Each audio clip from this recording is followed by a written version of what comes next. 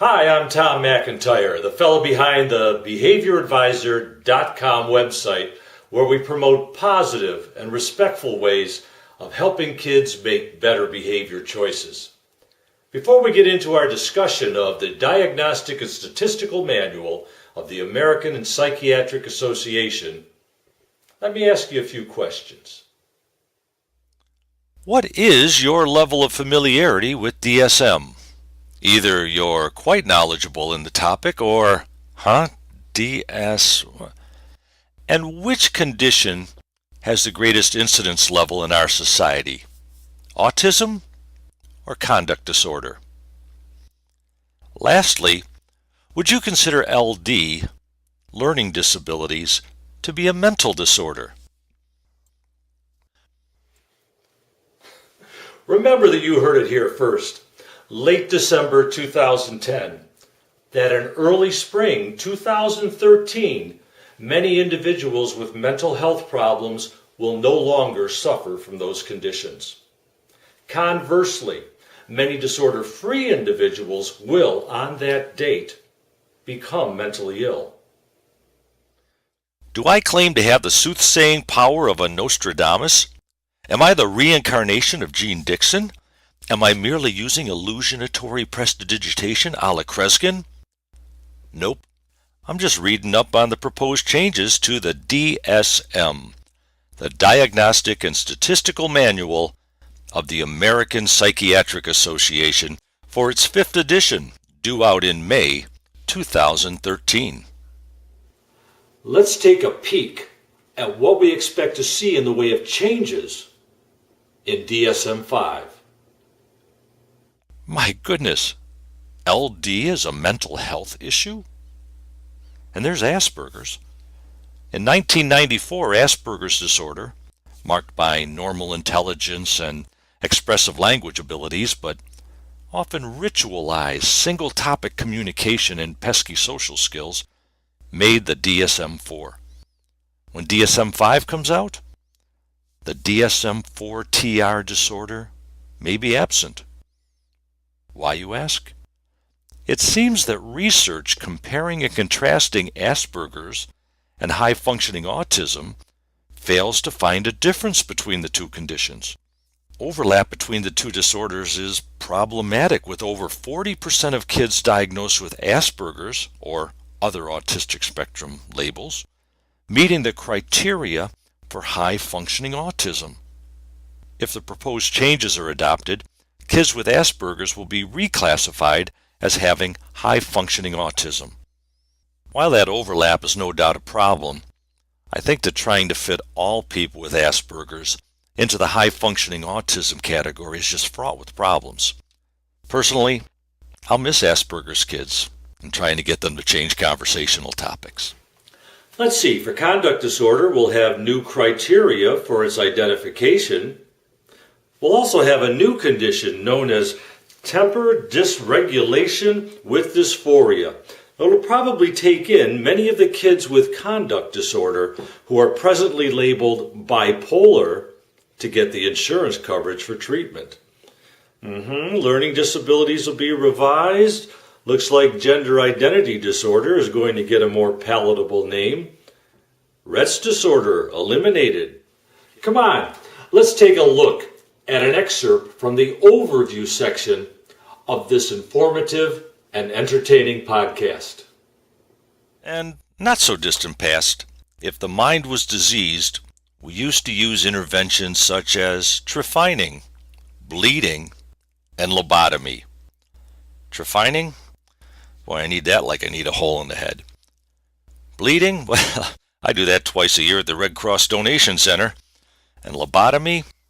Well, personally, I'd rather have a bottle in front of me than a frontal lobotomy. Today, we claim to be more enlightened as our shamans of mental health document the various mind maladies and direct their treatments. However, what is considered to be a brain boo-boo has changed over the short history of this diagnoses documentation.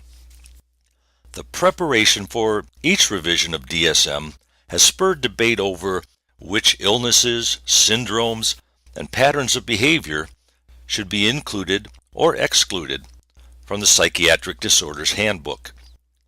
Everything from gender identity disorder to childhood mood swings has come under consideration and/or had its intellectual feet held to the fire. So the contentious debate over what should be included in the upcoming DSM-5 is nothing new to us graybeards. The history of psychiatry is marked by impassioned arguments over controversial diagnoses and the criteria for assigning them. We'll discuss the past, present, and future of this text, whose intent it is to classify disorders that occur up in the cranial cavity. But why would we want to classify them? To what end? Pause the podcast and consider that question. Classifying disorders gives us a common language to talk about such variations from the interactional norm, an enhanced chance of accurate identification due to the use of accepted criteria for the conditions, a way to collect data on the prevalence of various mental maladies, and a way to prove to insurance companies that medications and treatments are necessary and appropriate. There are, of course, arguments over classifying and labeling people. What are some of the possible drawbacks to assigning labels to people? Pause the podcast to consider that question. Here are some commonly expressed concerns. Number 1, people live up to or down to these labels, forcing them further into that behavior pattern. Hey, an expert on minds told me that I'm, insert your label here, so I must be that sort of person. Let me look at the criteria. Oh yeah, I've got that one, and I got that one. Oh, I'm supposed to have that one too? Okay. After a youngster has received a DSM diagnosis, what do caring, competent professionals and parents do to help that young person? That material is always free on behavioradvisor.com. But right now, it is what it is. DSM, the holy book of mental health professionals in the US of A, but used more sparingly in other parts of the globe. Another commonly used guide is ICD-10, Chapter 5, Mental and Behavioral Disorders, part of the International Classification of Diseases, created by the WHO. And you thought that they were just a great 1970s rock band.